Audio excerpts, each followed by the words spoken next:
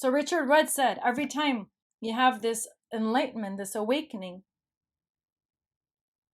you soften up.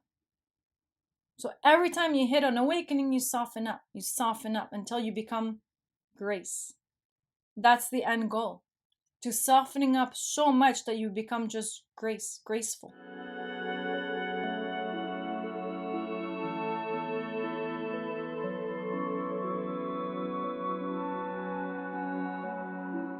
Hello everybody, and welcome back to my channel. My name is Sarah, and I'm a life coach based out of downtown Los Angeles who's going over the Gene Keys. The Gene Keys is a book by Richard Rudd.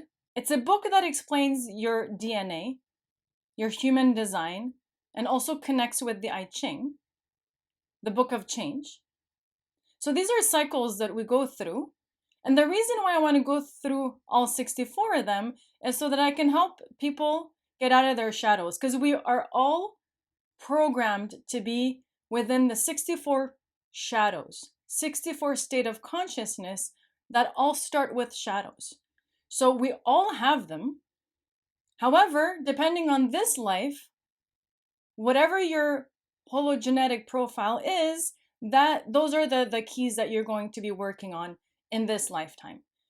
The reason why we believe in a reincarnation is because you cannot hit all 64 gene keys in one single lifetime. You need to come back with different blueprints so that you can hit other shadows and then learn their gift and then transcend to their CDs.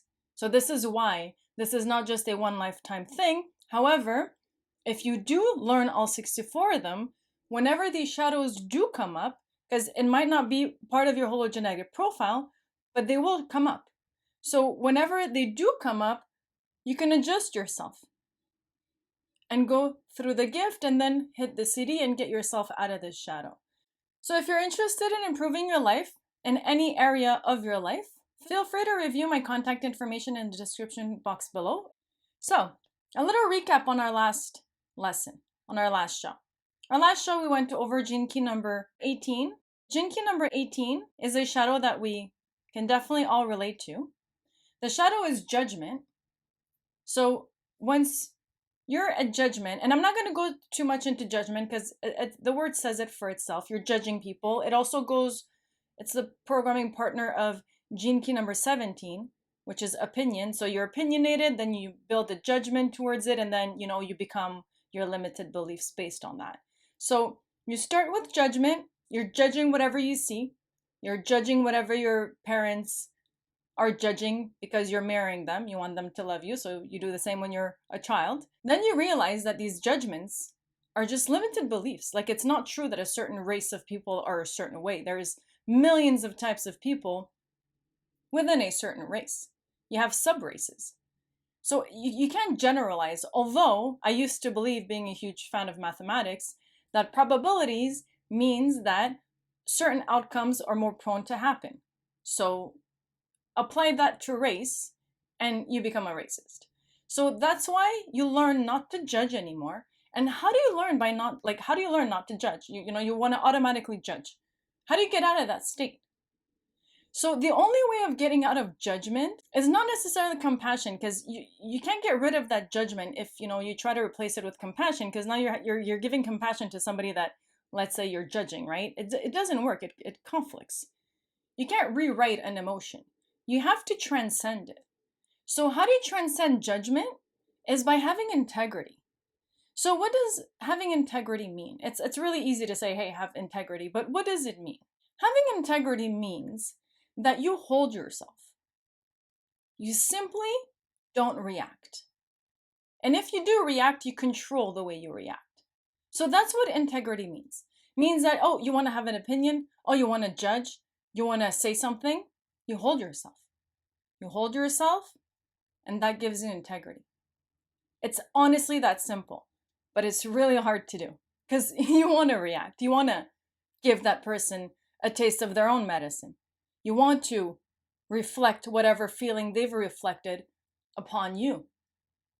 It's automatic. We're human beings. It's normal. So how do you get out of it is by just holding yourself. And that's why they say, become the Buddha. Like whatever happens in your external world, don't ignore it. Observe it, but don't hang on to it. Don't cling onto it. Watch it and let it go. And that's what integrity is. It's not clinging on to every opinion, judgment, everything that has happened. It's literally letting go of everything. And by letting go and not reacting, you have integrity.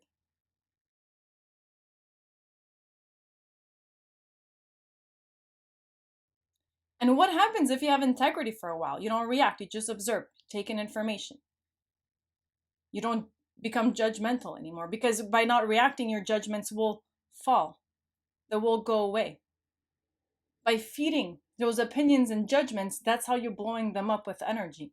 But if you stopped judging and you have integrity instead, they will dissipate. I assure you this, they will fall off from your aura. And then once you do that for a while, the Siddhi level is perfection. So the word says it. You become perfect. You control literally everything. And you become perfect. You no longer react. You no longer have the shadows. And at that point, evolution ends. So it's not that you have to die and transcend this. It's more like evolution ends. We're a young species. If we've been living in evolution for a while, there is going to be a cap because of these dimensions, right? So if you're in the 3D, you're going to have a cap in the 3D. You're going to have a cap in the 6D, 7D, 8D, however D you believe there is. You're always going to have a cap in that evolution.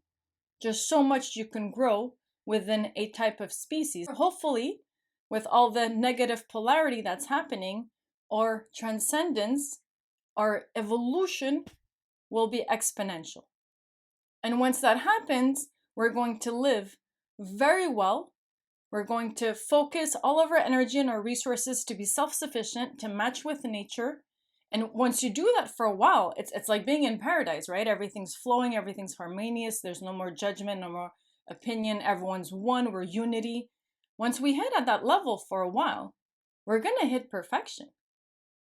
So, wonderful gene key. This is why I love talking about these. So in today's show, we're going to go over gene key number 19. Slowly but surely, we're getting there. Almost a third in. So gene key number 19. Let's start.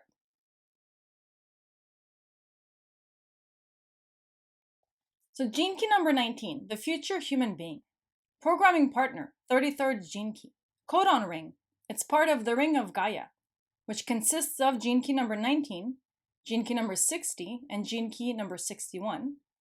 Physiology, body hair. Amino acid, isoleucine.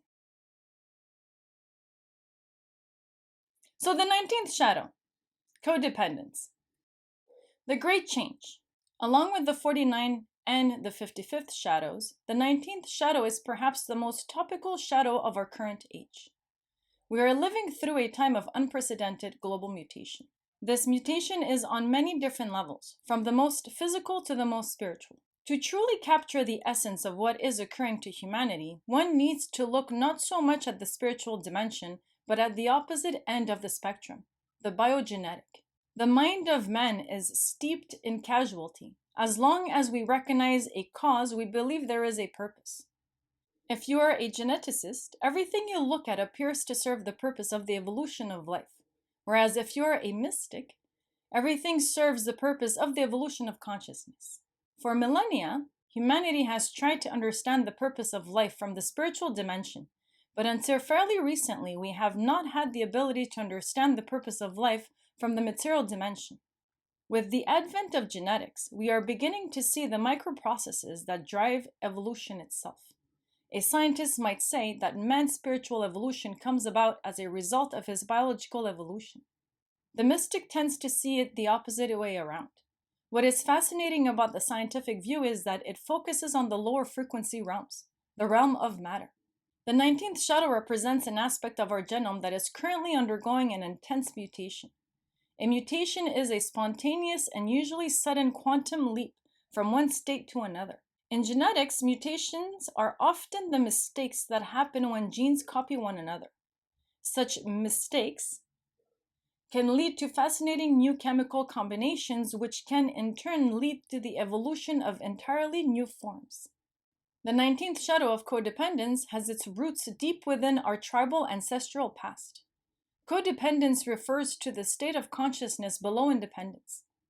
To be independent means to rely only upon yourself, whereas to be codependent means to rely on outside agencies. As primitives, we primarily relied upon nature for our survival, and because we relied upon an outside agency, we anthropomorphize it.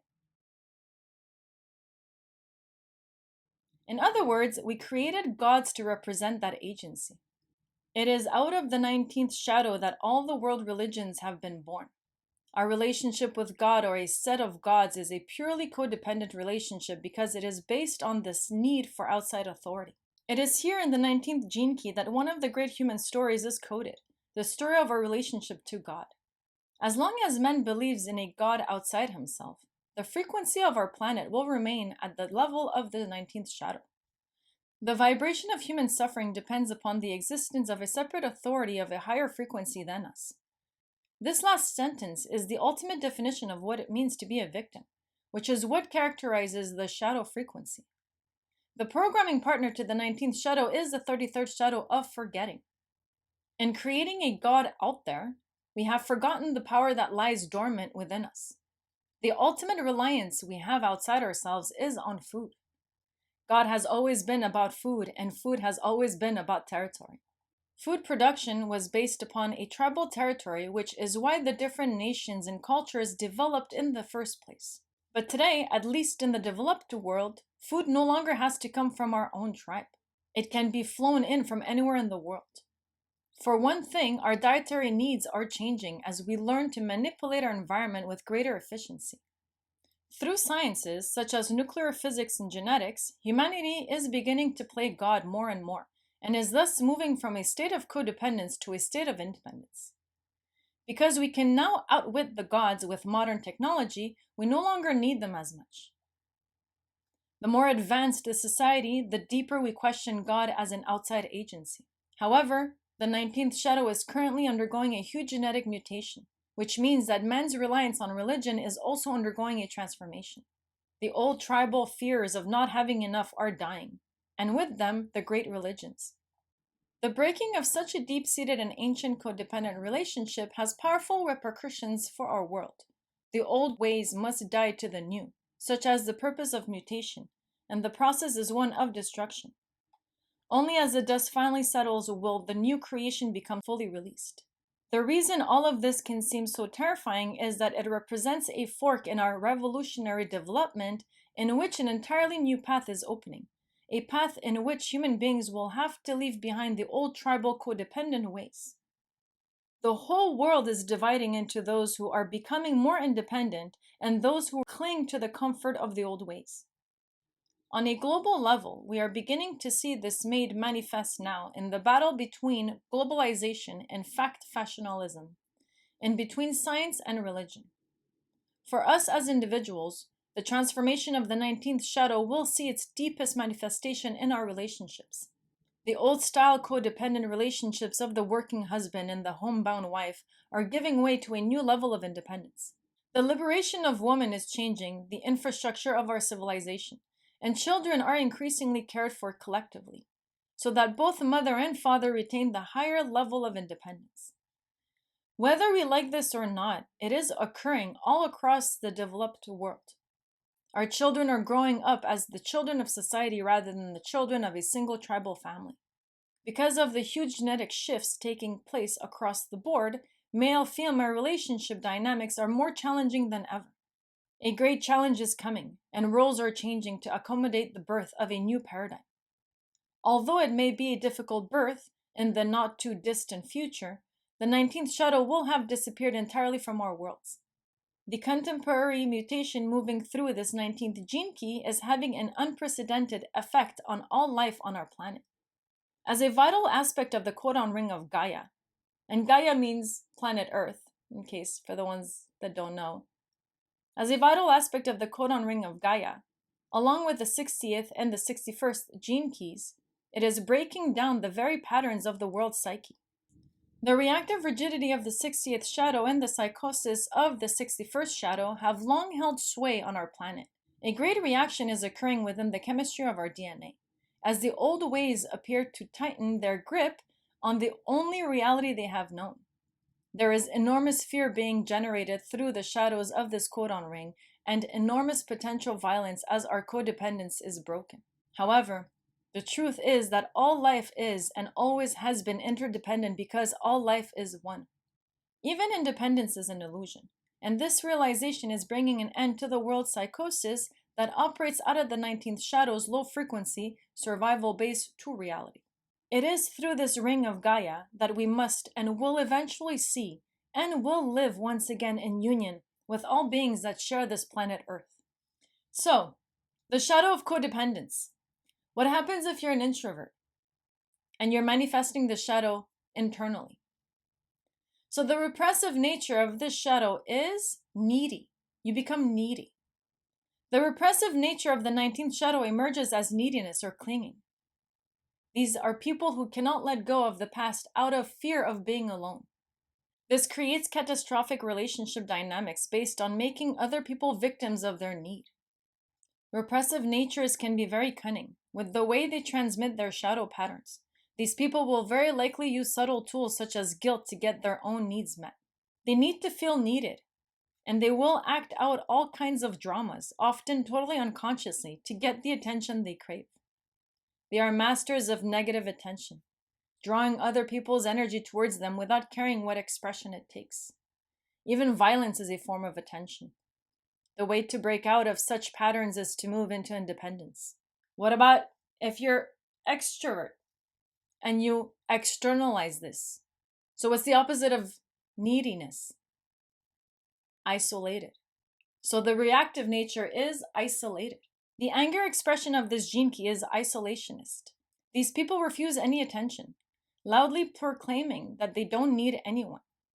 Such a nature only pretends to be independent, while beneath the surface they seethe with rage. Of course, people that isolate themselves like this always take great care to do it right before everyone else's eyes. They make a point of showing you how alone they are, craving the attention it brings them and becoming even more embittered when others leave them alone. Ironically, when others do try and support them or offer them friendship, they usually explode, projecting all their pent-up anger onto other person. It is easy to see how the repressive and the reactive nature together create the perfect dynamic of the typical dysfunctional codependent relationship. So just like in relationships, you have the secure type, you have the anxious type, and then you have the avoidant.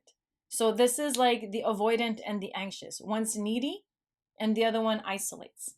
And hence, it becomes very dysfunctional. So what's the 19th gift? How do you get out of the shadow of codependence? And it's not independence. That's not the answer. So what's the 19th gift? So if you are in the shadow for a while, you become more sensitive. So you do get out of codependence by becoming more sensitive. So the 19th gift, sensitivity. So the 19th gift, the gift of sensitivity, the whisperers. The gift of sensitivity is about being highly attuned to the needs of others. In order to be able to sense others and their needs, you must first become independent from them, which is what this 19th gift is about. The moment you reach the frequency of independence, your natural energy becomes apparent. This 19th gift is also a gift of touch. It does not have to be literal touch.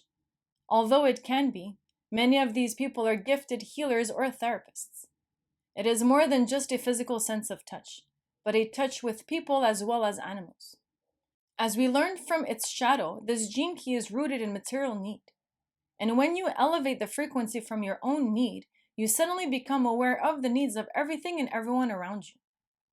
This makes the 19th gift a great environmental barometer.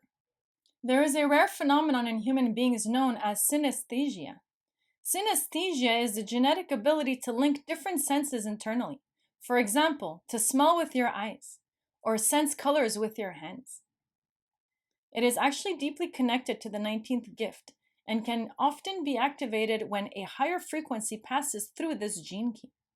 Synesthesia is a byproduct of increased sensitivity to your sensory environment.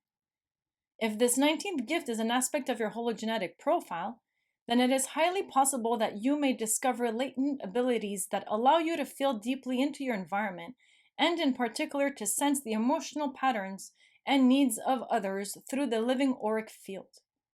So if you want to know what your hologenetic profile is, simply go to genekeys.com, type in your information, place of birth, date of birth, just like you would do for a horoscope, a more detailed horoscope, and it'll give you your golden path, your hologenetic profile.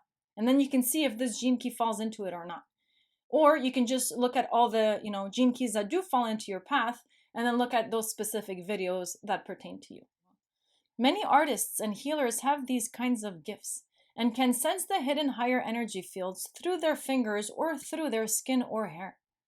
Sensing these fields in nature allows you to see a completely different world from most people, a world of energy fluctuations, intense colors, moods, and internal pressure patterns. In the deepest sense, the higher frequencies of the 19th gene key have access to the realms of magic. We may recall that the 19th shadow finds its basis in the human dependence on external food. The 19th gift simply shifts this perspective to a higher level. At a higher frequency, food is really life energy, or what the ancients called prana or chi.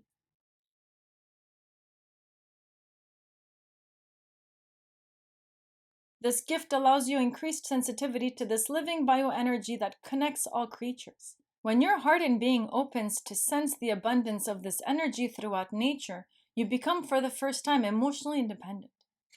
Only the activation of the love inside your own DNA gives you this wider sense of being. Furthermore, because this 19th gene key is one of the first places in the human genome where the great change is having an immediate impact, the movement from codependence to independence is something we see increasingly throughout our human cultures. In its early stages, it is not an easy passage. Suddenly having an increased sensitivity to your environment makes you more aware than ever of your old tendencies towards codependence. Even though you may have opened your heart to the great change, most of the world still has not done so, which puts you in a position of great responsibility, not to mention discomfort. We are seeing such responses to the great change all across our culture today, as human beings become more aware of how much damage our codependence is doing to our environment.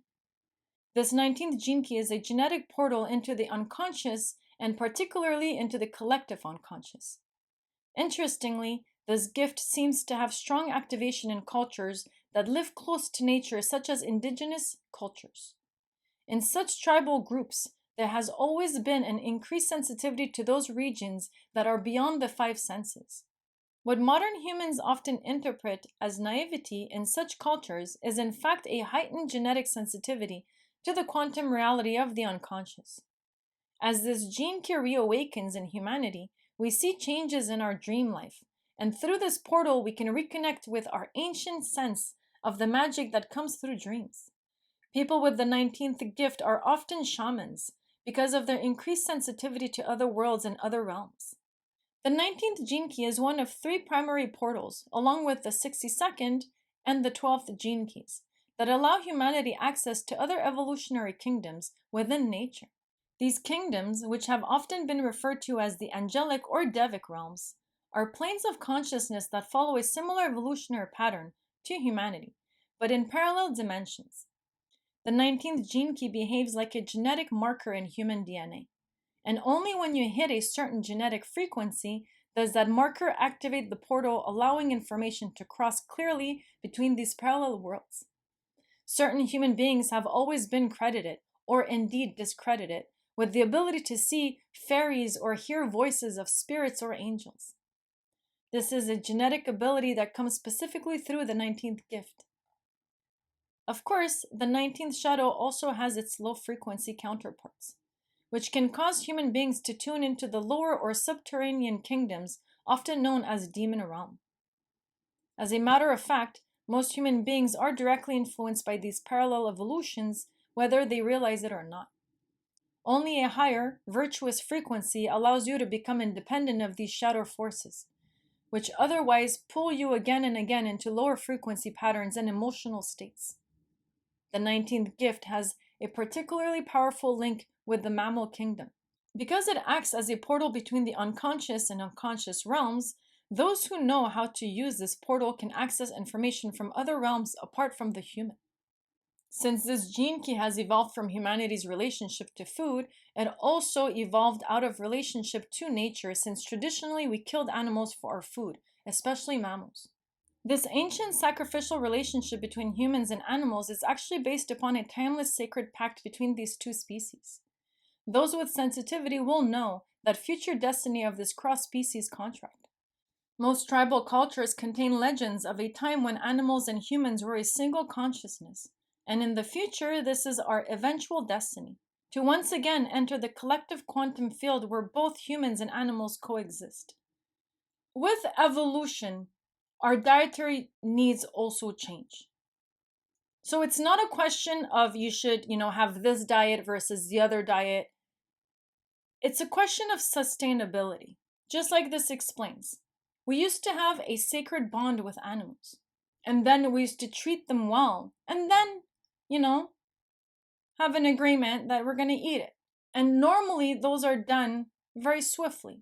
So when you have an animal with great energy, and that's loving and that loves you, and then you happen to eat it, that's a different synergy than the slaughterhouses that we have today.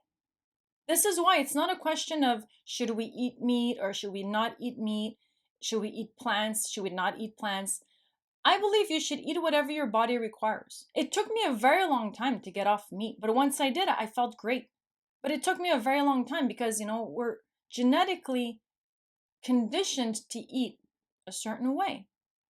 However, back in the days, you would have your own animal and then you would, kill it and eat it. However, today you have buffets, you have groceries, you have, like the average 15-year-old can eat 3 steaks. In nature, would that happen? No. The average 15-year-old can't even kill a cow in nature. It would actually be scared. It wouldn't even know where to start. It wouldn't know how to kill it. So now we go from, not wanting to kill an animal or not being ready to kill an animal to I can go to a grocery store and buy 20 cows if I want to. And unfortunately, I'm also guilty of this because I have a lot of pets and my pets are not vegan. And I'm not going to transition my pets to being vegan, not yet, because if it took me 5 years, then imagine, the pets, it's going to take me a very long time. And it's not something I want to get involved in. So unfortunately, I have to go to the grocery store and come back home and feeding my cats and dogs. So in nature, would a cat and dog eat steak? Absolutely not. A cat and dog would eat whatever it can find, mice, bird, fish, whatever. But in nowhere in nature would a cat eat a steak or a dog eat a steak. So this is why the balance no longer is there. We're just, if you're a cow, then unfortunately, either you're there to give milk or you're there for steak. You have no other purpose. And these animals in these slaughterhouses have cancer. They're in really bad condition. It's just horrific. I used to be an activist, but I just stopped because I just can't see these animals anymore being abused, and it's just getting worse and worse. Like, even if there's more vegetarians in the world, the conditions of these slaughterhouses are getting worse. So with that being said, is it normal that I can go to a grocery store and buy 100 cows if I want to? No, it's not, because technically I should be able to go kill that cow and eat it. That's what nature is. So because we're no longer codependent like that, we're becoming more independent. And because we're becoming more independent, we're turning into lighter bodies. And lighter bodies need photosynthesis. If you want to go towards the light, you have to become light.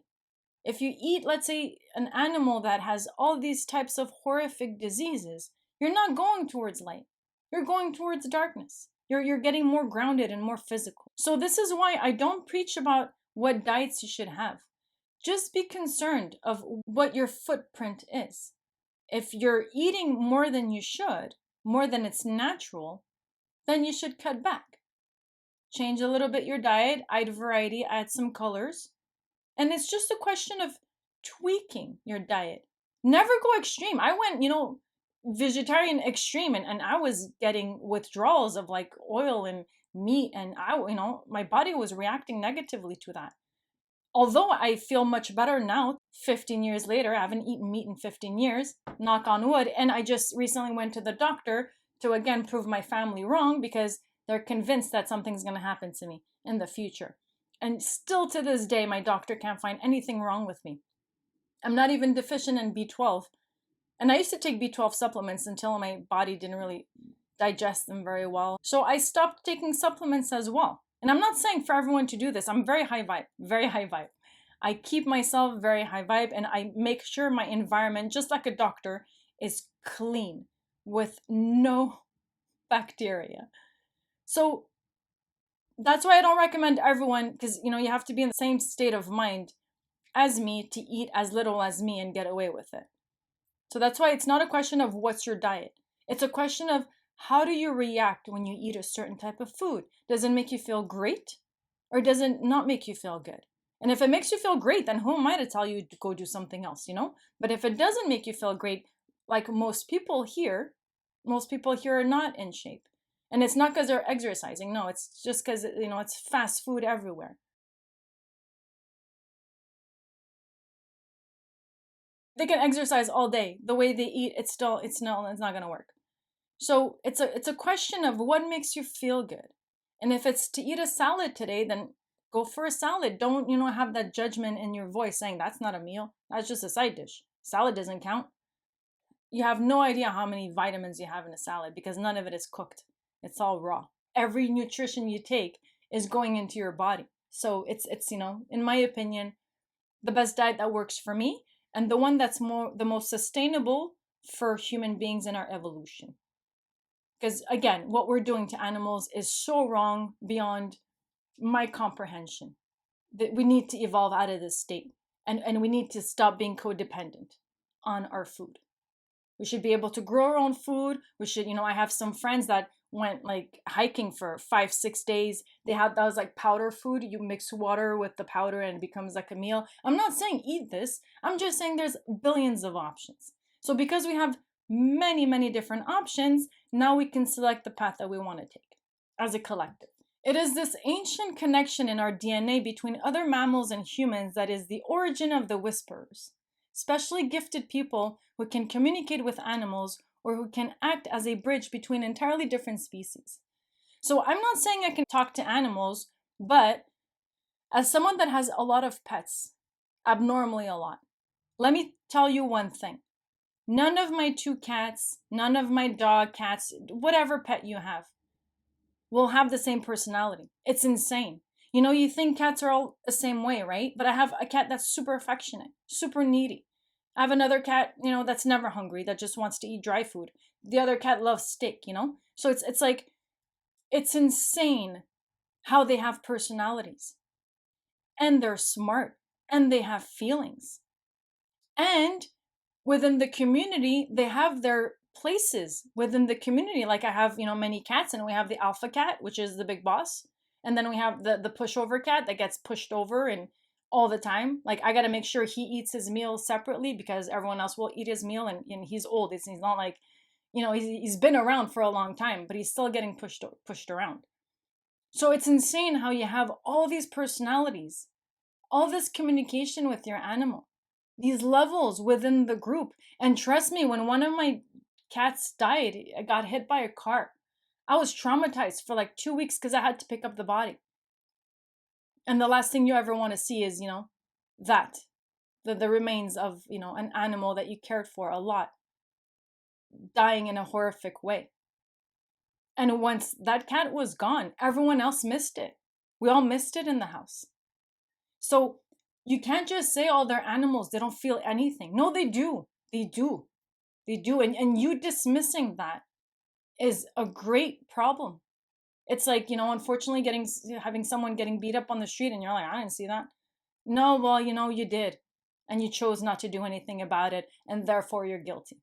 Automatically you're guilty because you just walked away without doing anything about it. So same thing. I've seen people, with their pets not treating them well. Don't get a dog if you want to kick it around. I understand that it's there for you to also learn the lesson, because when you do hurt an animal, it comes back to you. But we're not their owners. We're their guardians. we have to guard them. It cannot, the violence cannot come from us. We have to guard them. And if we had nature, forests everywhere, I wouldn't be saying this. People make fun of me for having all these animals, but look what we did to society. There's cement everywhere. Where do you want these animals to go? And then you go take them from a pet shop and then you release the door because you're like, this is too much trouble for me. Let me just open the door and let them out. What is this animal supposed to do? Think about it. So it's, I understand that the love has to come from within us, because once we love ourselves, it'll, like a fountain, flow on to others. We're lacking love on ourselves, and this is why we're abusing animals.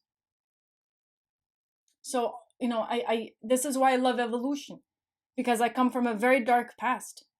And to see, the evolution so far is, to me, so encouraging, because a lot has changed in the last 40 years, a lot, incredibly. And even more is going to change. So I'm a huge fan of evolution because it's going towards the light. It's going towards love, unity. It's going towards what God is. We can call it just higher frequency, but this evolution is a wonderful, wonderful thing happening to us. And it's going to be a quantum leap. Such people can tune into the ancestral gene pools of certain species and often feel a profound connection to nature at a deeper level than ordinary people. In tribal societies, the shaman's specific skill was to bridge the ancestral spirit behind the tribe to the animal within the tribe. This is a direct reflection of the function of the 19th gift. People with these gifts have always been humanity's natural interpreters of other realms. Their increased awareness of the energetic pathways and portals between all realms, material, emotional, mental, and divine, mark them as pioneers and initiators into these magical realms. In today's world, people with the 19th gift are likely to use their sensitivity in any field where people are working together in groups. Their ability to unconsciously sense the needs of others means that they are often seen as psychic. However, they can also be very grounded in the reality of the needs of the material plane. For example, they can use their heightened sensitivity to bring balance to the spheres of money, work, and relationships. In fact, their very presence brings focus to these kinds of issues. This gift truly spans all realms in its future function. As we shall see, is to collapse the barriers that separate them, thus fusing together the ancient magical realms with the modern material plane. So, once you're on the gift level for a while, you become sensitive. You're tuning to other people's energies. You can forecast their needs. You can see what they need by becoming sensitive. So if you're sensitive for a while and you're in this gift for a while, what's the Siddhi level? What's the higher up than sensitivity? The Siddhi level of the 19th gene key is sacrifice. So the 19th Siddhi, sacrifice. The 5th initiation, the annunciation. The path of frequency through the 19th gift goes from codependence to independence, and finally to interdependence. Interdependence represents a quantum leap beyond the other two, and its realization is the future destiny of our species. In many ways, it is the 19th shadow of codependence that contains the seed of the 19th Siddhi of sacrifice. In a codependent relationship, both partners have sacrificed a part of their true selves to the relationship, and the resulting lack of synthesis they feel drives the negative patterns of the relationship. In a relationship that is truly independent, both partners also sacrifice their sense of individuality into a higher vision of their divinity, holding nothing back from themselves at all. The true meaning of interdependence is about entering into a state of union with all beings in the cosmos, which involves the death of the separate self. This kind of sacrifice can only occur when you give your heart unconditionally to another. Instead of dying, you are actually reborn as a higher dimensional being. In surrendering your smaller self, you attain realization of your greater self. Through the 19th gene key, you can see how each level of frequency has to transcend itself entirely. Once humans overcome their codependence on outside agencies, they finally achieve interdependence. Likewise, Once they attain independence, they have to take another great leap to give up their hard-earned independence and trust in the totality itself. This surrender to the collective structure involves sacrifice of the highest level of the word's meaning. This is the sacrifice of your separate identity, and perhaps far more frightening for the separate self, it is the sacrifice of your body.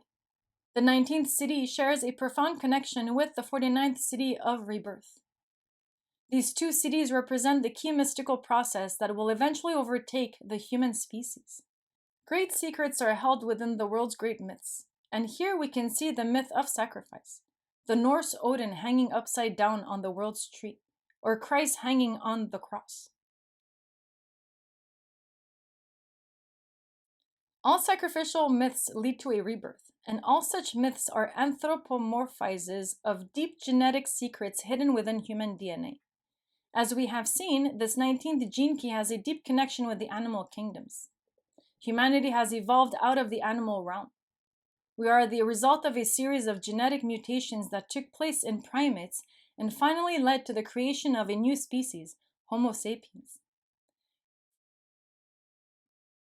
Through this 19th Siddhi, you can see how consciousness has traveled through form after form, each time creating a more complex form in order to house a higher frequency than the previous one. At every level within this chain, the higher form has lived off the form below it in order to keep evolving. Life is thus a living chain of sacrifice.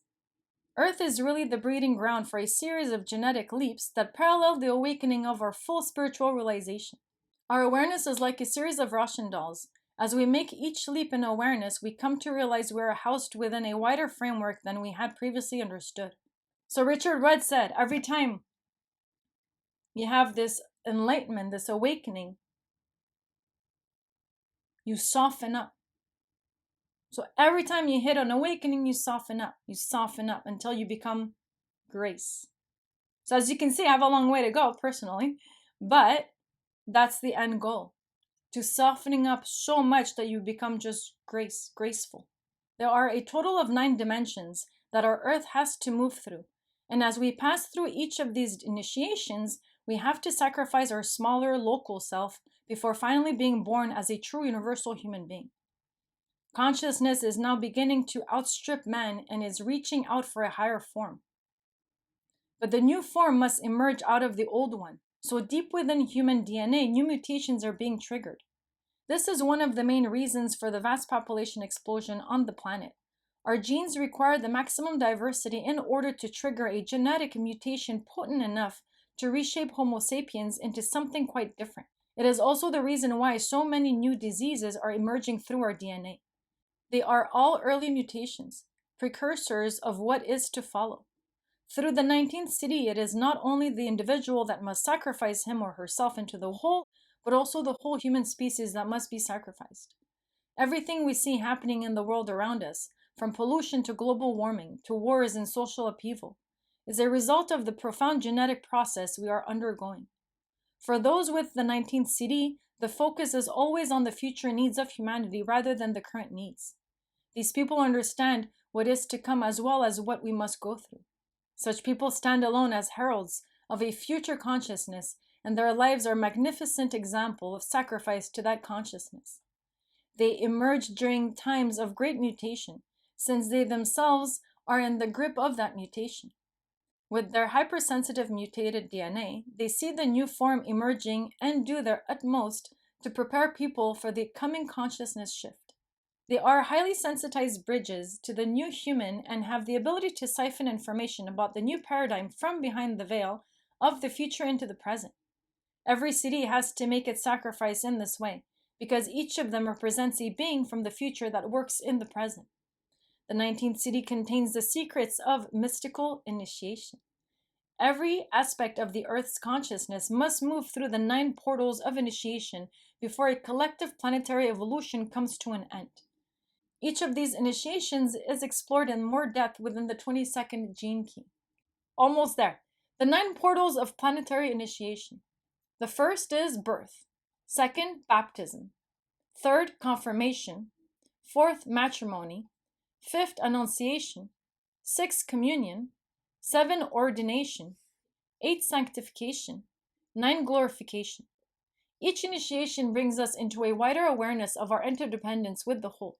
When the 19th Siddhi manifests in form, then a great being makes an individual sacrifice on behalf of the whole. This is the mystery and hidden meaning of the life of Christ. Through an individual sacrifice, the 19th Siddhi allows the entire collective to pass through a group initiation. We can see how the Christian rites hold the codes of the great initiations, even though they have been effectively frozen into structures that have little or nothing to do with the initiations themselves, which occur organically and usually over the course of many incarnations. The ring of Gaia, then, on which this gene key is a vital aspect, connects all earth beings on this same initiatory journey. As the ultimate form manifestation of Gaia, humanity stands on the cusp of one of the greatest initiations, the 5th initiation of the Annunciation. Mystically speaking, this great initiation has to do with conception of a holy child within the body of humanity. Thus, the whole of humanity must sacrifice its independence for a higher vision. This mystical annunciation can only take place through the synergy, the communion of evolved souls who collectively pioneer this great sacrificial impulse. The 19th Siddhi will be one of the first Siddhis that awakens in man at a collective level. As soon as the great mutation has occurred within humanity and we pass through the 5th initiation, we will see what kind of shift has taken place. One of the traits of the new human will be an incredible sensitivity that is far beyond being psychic. The awareness in such a being will not recognize itself as being separate from other human beings. Thus, they will work for all of humanity without caring for themselves. Although we call that sacrifice, it is not so for them, since they will know no other way to live. This 19th Siddhi is a herald of the future forms that will house higher frequencies of consciousness, and as such, it displays the great inadequacy of our language. Just as our language has evolved out of our reliance on the 5 senses, future forms will operate through entirely different languages. Current human language is auditory, but future forms will communicate through their environment using a sense that is closer to what we call touch. This is the true language of Gaia, the interconnective auric tissue that brings all beings of the planetary sphere into full awareness of their inherent unity. So, as someone who speaks many languages, I can definitely vouch for what's going to happen because languages are limited. Now, don't get me wrong, I love languages. We've spoken, languages for thousands and thousands of years, probably even more. Language is what connects us, together, and what enables us to communicate. But from someone that speaks many languages, I can confirm there's a biasness within languages when you want to communicate. So, as an example, you have like the English language, where you have like a word for everything, right? But then you have some languages, just as an example, like the Turkish people. It's very, very detailed. Like you'll have different words for different phases of something. Just as an example, this is going to be a funny example, but of course this is like one of the first things I learned. Let's say farting, right? In English, you're like, oh, he farted, she farted, it's just one word, farted, right? But in the Turkish language, you have like 4 or 5 words for farting. So you have like the fart that's loud, the fart that's silent, the fart that's juicy. You have the fart that's juicy wet, You have like different names for different types. Now, when it comes to the Turkish language, when, we speak, we understand everything very clearly. Like we know exactly what you mean because of the words you choose. You're not limited in the words. So you also have, let's say, the French language, which is another very complicated language. And in the French language, you have many past tenses. Like you have a past tense that just happened like yesterday. You have a past tense that happened a long time ago. And then you have a past tense that's like so past that we barely ever use it. And depending on which past tense I'm using, you'll know exactly what I'm talking about. So when I'm giving French classes, that's one of the examples of how French is very detailed. And I heard like Mandarin, Cantonese, it's even more detailed. So we're limited in our languages because we're limited in our words and the selection of words. And the further we're going down into the future, the less literal we're becoming. Like back in the days, I didn't have Google Word to tell me everything that I'm writing wrong, right? So in today's world, the children are growing up with Google Word. So they don't really know how to spell because the computer does it for them. So imagine how even more limited we're going to be in the future when we can't spell. We'll know very limited languages, because languages isn't really being taught from generation down to generation. It gets to get cut. So now instead of knowing 3, 4 languages, most people just know 1, 2 at the most. So as you can see, languages are fading.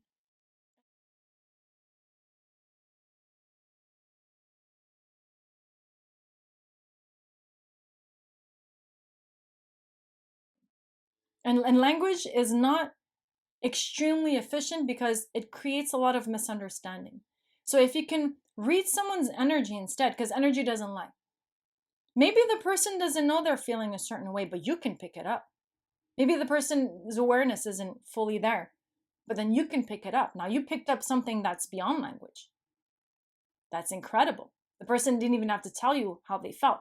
You can already see it through the energy. And this is why they say we're going to eventually be telepathic, and not like telepathic that I can read your mind, no matter what. More like if you're in the same room as me, I'll kind of know what you're thinking.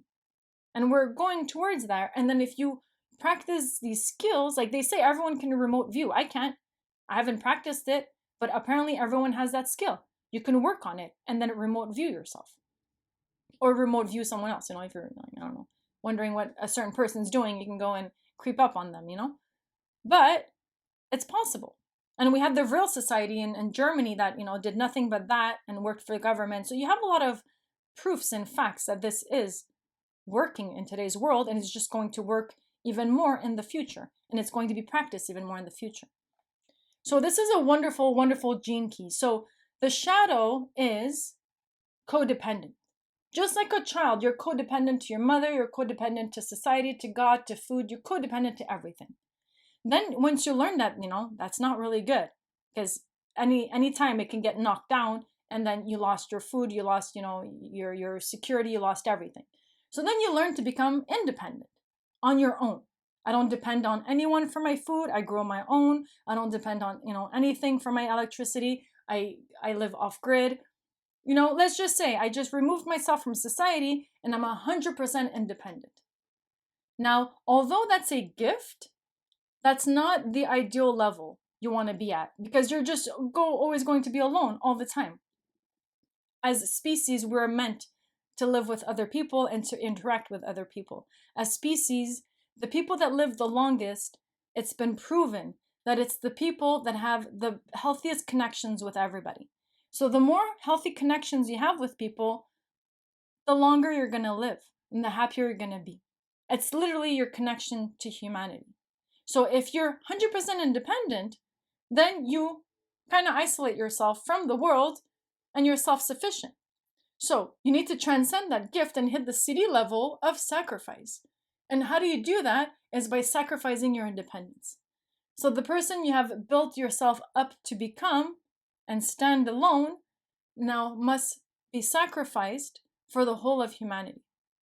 And once you sacrifice your identity, your individualness, you become part of the whole and you rejoin the whole, but now you rejoin the whole not with codependence, but with interdependence. You become one with the animals, you become one with people's energies, you read within the auric field, language eventually dissipates, and we all have this uniform language, which is called telepathy. I understand you, you understand me, we speak to each other through our minds. So it's a wonderful gene key, and this is the first Siddhi that's going to hit collectively in men. So as you can see, we have a long way to go. However, it's coming up because eventually we're going to have to sacrifice all of our individuality so that we can help the whole. The people living in $30 million houses in Malibu are going to have to sacrifice as well as the people being, let's say homeless on the street and have nothing. So once everyone sacrifices who they are, and then we decide to build a community that houses everybody equally, animals equally, then we're one with nature, balance starts to regain. And that's going to be the quantum leap, in my opinion. I have to say, in my opinion, because I don't want anyone commenting, saying it's going to be otherwise, because we don't know how the future is. But through these gene keys, so far, every time I'm reading them, it confirms my own evolution. And that's how I resonate with these so much. Because like I said, I speak many languages. I understand 6, and I can tell you there's biases in all languages. So thank you very much. Another wonderful gene key. Thank you for all the new subscribers. Welcome to the channel. For the old ones returning, thanks for coming back. Thanks for tuning in. Thanks for supporting. Thanks for liking. Thanks for commenting. Thanks for just being in my world. So I appreciate every single one of you. God bless every single one of you. And I'll see you on the next one.